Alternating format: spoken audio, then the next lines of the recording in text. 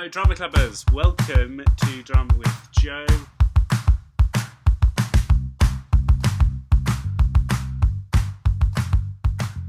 Today we're talking all about the American accent. It's a general American accent. There are lots of different types of American accents, as you can imagine, all around the country, just like there is in this country. But this is kind of a standard kind of movie and TV program accent. It's a great thing to do while stuck at home at the moment, is to play around with voices, see what you can do, It's quite an individual thing doing voices, and something you really need to practice and learn at home. So this is a perfect kind of opportunity to be able to do that. Let's start. We're going to look at the R sound. You have to have a strong R. So in standard English, we would have more of like an R sound. So we would say father, and it would become an sound. In an American accent, we're going to really be punching these R's, and we're going to really be saying them. Not to the extreme that we did in the last video on the West Country accent, where we kind of turn it into a pirate where we go R, because it's not about the ah sound, it's about the r of it. So it's slightly different. Car, bar, far. So when we're doing these R sounds, it's sometimes quite good, like to imagine that sound just right down here in your throat. So you should be able to feel that R. But rather than it be going on in your mouth like all other sounds, really feel it down here. R. Okay, so it's still there. Hard. Rather than hard. Car. Bar. Far. It's car. Bar. Far. Hard. It's quite easy to slip into a kind of over the top one, and you're going to go a bit overboard with the car. Up next, the T sound. Now in West Country that we did last week, the T is dropped. In Cockney, the T is dropped. In kind of lazy Isle of Wight, it is dropped. And in standard English, we really pronounce it, don't we? So we say little or better. In American accents, we move from, particularly if the T is in the middle of the word, we move from it being a T sound and actually into a D sound.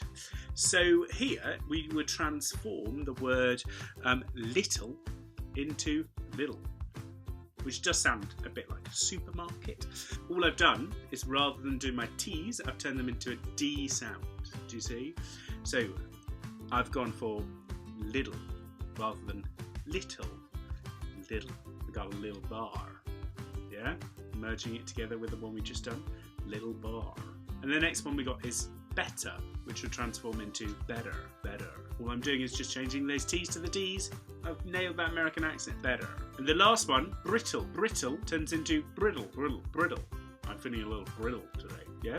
And we can start to see how that's changed and adapted our own voices. Right, and another one, this is just a very small little thing you can do. So there's a whole range of different things we've got in this little episode today.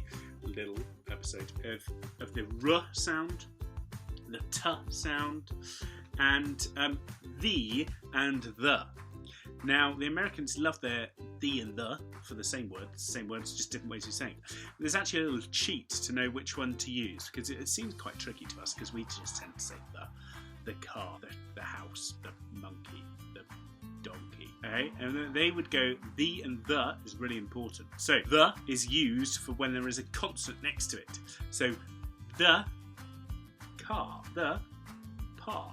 If it's a vowel afterwards, so like animal, you would say the animal, the car, the animal, the car. So in an American accent, if the T is at the end of the word and the next word begins with a vowel, so A-I-O-U, we would smash these together, okay? So the word kind of blends together as one. So we're going to try that out with a little phrase now to give us all little tryout. See if we can put them all together as one and see if there's any things we can pick up and learn on the way. The phrase is, in New York City, he wore his favourite sweater because that always made him satisfied. okay? It's just a normal, boring sentence. Let's turn it into a little American one, shall we? Let's try. The first thing is we've got the word city, so that's got a T in the middle of the word, so we're going to change that to a D sound. So we're going to go city. In New York City, there's the R in war, so we're going to really emphasize that again. He wore rather than he wore. He wore. Okay, really make sure we get that R sound. He wore his favourite sweater. So favourite. I'm not going favourite. Favourite sweater with a D again. And then up next is because that always made him satisfied. Because that always made him satisfied.